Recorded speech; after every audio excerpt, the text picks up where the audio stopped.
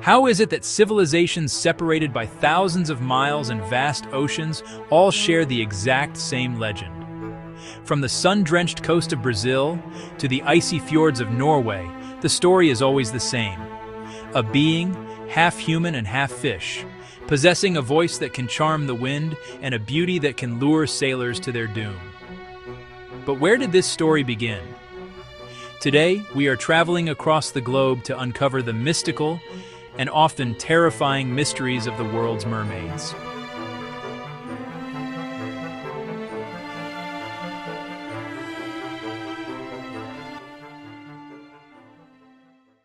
Our journey into the deep begins not in the open ocean, but in the heart of the ancient world, over 3,000 years ago in northern Syria.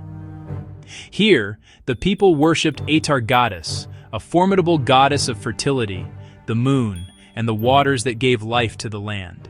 She was a protector, a symbol of abundance, not yet the creature of myth we know today. Her story, however, was destined to change when she fell deeply in love with a mortal shepherd. This passionate yet forbidden affair would set in motion a tragedy of divine proportions. In a moment of terrible fate, she accidentally caused his death. Overcome with unbearable grief and shame, she could no longer bear to walk the earth where they had been happy. Seeking to end her sorrow and her very existence, she cast herself into the sacred waters of a nearby lake. But her divinity was too potent, her essence too powerful to be extinguished. The water, refusing to claim her life, could not conceal the divine beauty that radiated from within. Instead of death, she underwent a profound metamorphosis. The lake reshaped her, preserving her human torso, face, and consciousness, but transforming her lower body into the shimmering tail of a fish. She was bound forever to the element she had chosen as her grave. This account of Atargatis is the earliest known record of a mermaid, a foundational myth that would ripple through millennia. It established a powerful archetype, a being of breathtaking beauty and profound sorrow, caught between two worlds. Her story cemented the mermaid in our collective imagination, not just as a fantasy, but as a potent symbol of love, loss, and tragic transformation. In ancient Greece, the siren wasn't actually a mermaid at first. They were half bird, half woman. But as the myths evolved and traveled through the Roman era, they moved from the skies to the seas. The mystery here is why their song was so dangerous. It wasn't just music.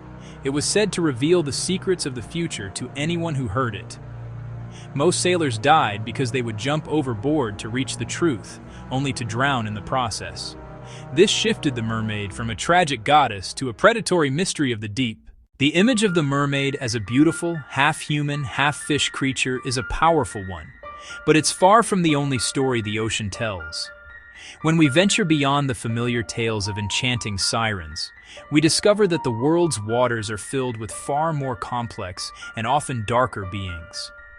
These are not creatures of simple beauty, but of profound mystery and duality. In the folklore of Scotland and Ireland, we find the Selkies. These are not merfolk with scales, but seals who possess the magical ability to shed their entire skin and walk on land in human form. The stories often carry a deep sense of melancholy. A human man might find a Selkie's discarded skin and hide it, compelling her to become his wife. She may live with him for years, bearing his children, but her heart always belongs to the sea. If she ever finds her hidden skin, she will abandon her land-bound family without a second thought and return to her true home in the waves. Across the globe in Japan, the legend of the Ningyo offers a starkly different vision. Far from beautiful, this creature is a much more grotesque mystery. Described as a giant fish with a human face, a monkey's mouth, and shimmering golden scales, it was considered a powerful omen. Fishermen who caught a Ningyo would often throw it back, believing its capture would bring storms and misfortune. Yet, the Ningyo held a powerful temptation. Legend says that eating its flesh grants an unnaturally long life, perhaps 800 years. But this gift of immortality comes at a terrible price. The same act that extends one person's life is said to bring a dreadful curse of misfortune, plague, or war upon their entire village. It's a classic cautionary tale, asking what price one is willing to pay for eternal youth. If mermaids are just myths, why did some of the world's greatest and most pragmatic explorers claim to see them?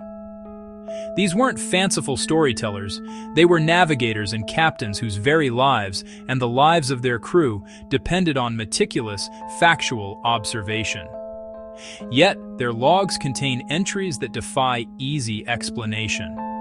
In 1493, during his first voyage to the Americas, Christopher Columbus wrote in his log that he saw 3 mermaids rising from the sea off the coast of Haiti. He was famously unimpressed, noting they were not as beautiful as they are painted, and describing their faces as having some masculine traits. A century later, in 1608, the renowned explorer Henry Hudson recorded an even more detailed sighting near Norway. His log states that a crewman looked overboard and saw a creature with the upper body of a woman, possessing very white skin and long black hair. Below the waist, she had a tail like a porpoise, speckled like a mackerel. The crew watched her until a wave overturned her. These accounts, recorded as fact in official ship logs, force us to ask a difficult question. The immediate scientific explanation points to cases of mistaken identity. Skeptics argue that tired, lonely, and possibly malnourished sailors saw manatees or dugongs, and through a lens of folklore and longing, transform them into mermaids. This is a plausible theory. Sea cows can have a vaguely humanoid shape when seen from a distance, and their habit of cradling their young can mimic a mother holding a child. But is it the whole story? These were seasoned sailors who had spent years at sea. They knew what a sea cow, a seal, or a porpoise looked like. Hudson's crew described specific details: long black hair, a speckled tail, that don't align with any known marine mammal. Could it be pareidolia, the psychological tendency to see familiar patterns where none exist? Or could there have been a species of primate or marine mammal in the 17th century that is now extinct, or has simply retreated deeper than our submersibles can currently reach? The sightings didn't stop in the age of sail. In the modern era, we have sonar anomalies and grainy videos from around the globe, each claiming to have captured proof. While most are easily debunked, a few remain stubbornly unexplained. The mystery of the mermaid persists for a simple, profound reason. The ocean remains our planet's last great frontier. We have better maps of Mars than we do of our own sea floor. Over 80% of it remains unmapped, unobserved, and unexplored. In this vast, dark, and crushing abyss, who are we to say with certainty what does or does not exist? Mermaids represent the ultimate other, a bridge between the world we know and the deep we instinctively fear. Whether they are benevolent protectors like the West African Mami Wata, tragic figures like the Slavic Rusalka, or deadly predators like the Sirens of Greek myth, they embody the ocean's duality, its life-giving beauty, and its terrifying, indifferent power. They remind us that the sea still holds secrets it isn't ready to share. So, the question isn't just about whether you believe in mermaids.